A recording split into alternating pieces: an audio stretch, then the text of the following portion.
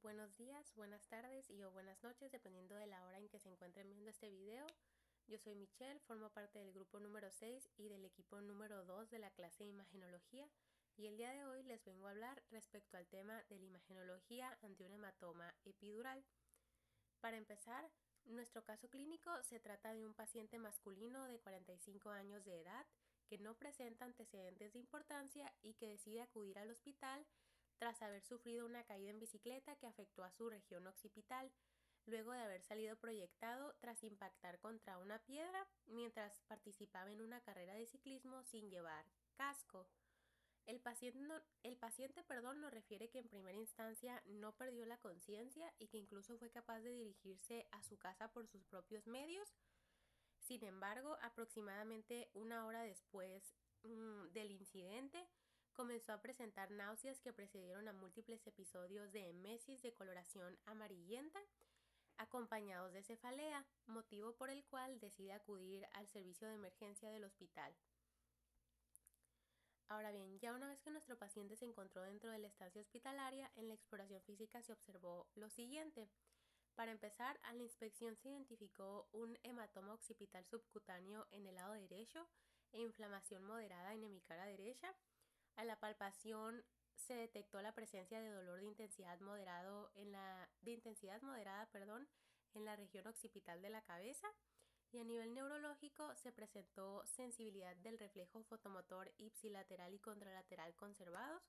También la sensibilidad protopática y epicrítica se encontraban conservadas, refiriéndonos con el primer término al tipo de sensibilidad que identifica y nos permite percibir estímulos, vamos a decir que bruscos, como el dolor, los cambios de temperatura, la presión profunda, etc. Y con el segundo término, es decir, con la sensibilidad epicrítica, nos estamos refiriendo a la sensibilidad de tipo fino. Entonces, en este caso, ambas se encontraban conservadas en nuestro paciente. También se identificó que contaba con una fuerza muscular 5 de 5 según la escala de Daniels, y se le asignó un puntaje en la escala de Glasgow de 12 sobre 15 puntos.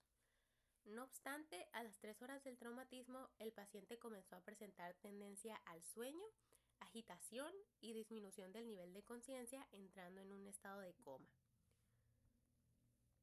Ahora bien, a nuestro paciente se le realizó una tomografía axial computarizada de cráneo. Estas fueron las dos imágenes que yo seleccioné del estudio. Tenemos la imagen número 1, que se corresponde con la ventana parenquimatosa, y tenemos la imagen número 2, que se corresponde con la ventana ósea. Nosotros, pues, en primera instancia, podemos definir lo que visualizamos aquí como una imagen hiperintensa o hiperdensa, en donde en la región parietoccipital derecha se identifica asociado a lo que parece ser una fractura de la tabla interna y externa del cráneo, un hematoma epidural postraumático.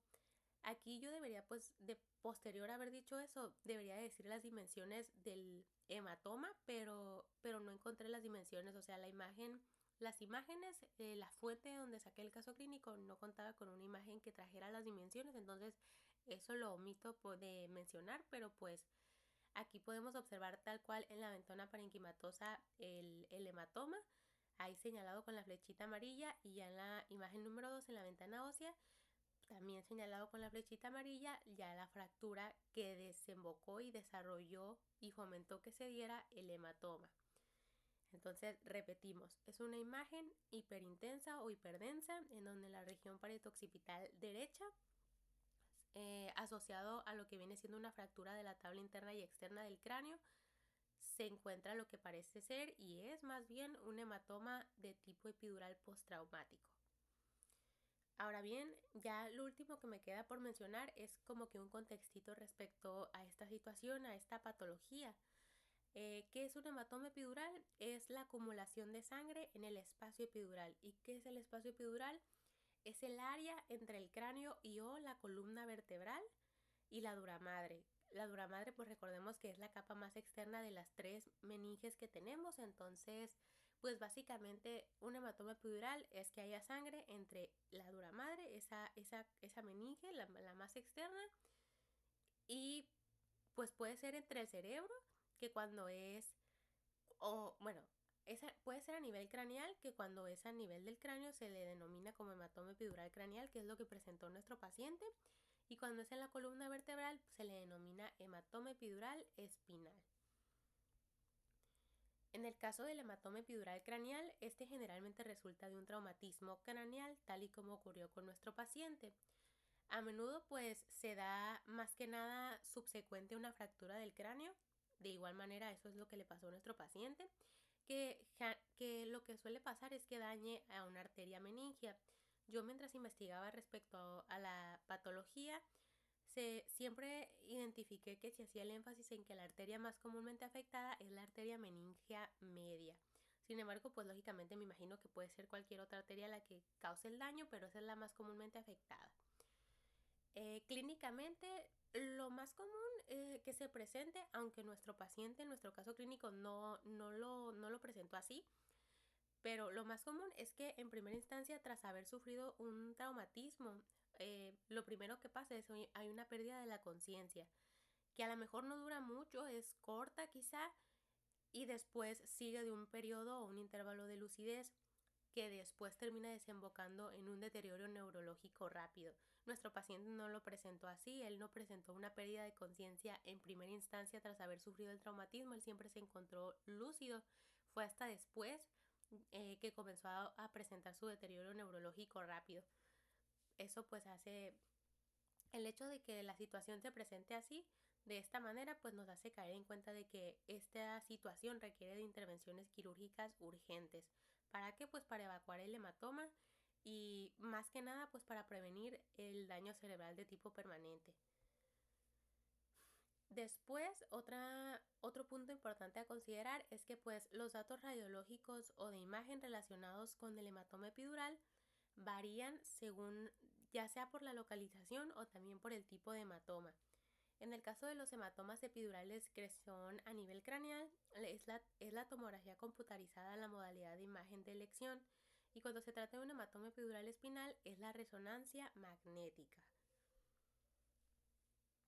Y ya por último, en cuanto a hallazgos característicos, al menos de la tomografía computarizada, con relación al hematoma epidural, yo destaqué los siguientes 5.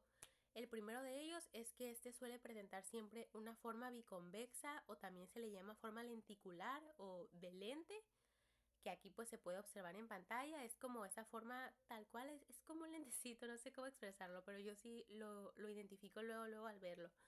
También otra cosa que ocurre es que, bueno, que nos hace pensar y sospechar luego en un hematoma epidural es que este siempre va a ocurrir entre el cráneo y la dura madre. Entonces, esto sí o sí de rigor pues es lo que define tal cual un hematoma epidural. También otra característica típica es que no cruza las suturas craneales, perdón. ¿Por qué? Pues porque la dura madre está firmemente adherida a estas suturas, entonces eso hace que el hematoma epidural se suele limitar a un solo compartimento, o sea que no sobrepase las suturas.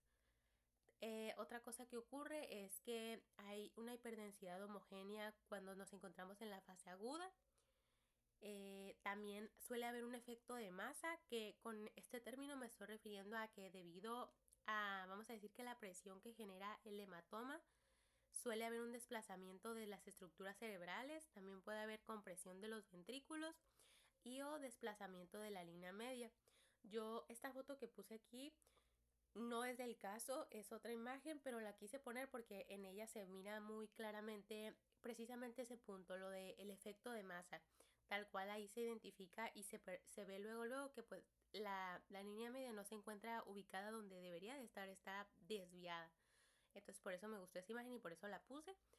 Y el punto número 5 es que pues los hematomas epidurales frecuentemente se encuentran asociados a fracturas de cráneo. Entonces si tenemos a un paciente que nos comenta que pues se golpeó la cabeza y así, o sea, luego y identificamos una fractura de cráneo en la misma tomografía, pues luego lo vamos a correlacionar. Entonces básicamente esos serían los 5 hallazgos o datos característicos asociados al hematoma epidural. No encontré ningún signo patognomónico que fuera de esto, como en otras patologías que me había tocado ya tanto exponer como escuchar de los compañeros, pero pues traté sí buscar y de encontrar pues por lo menos como que las pistas más comunes, las más comúnmente presentes, que pues fueron esas 5. Entonces, en ese caso, eso sería todo por mi parte. Muchísimas gracias a todos por su atención.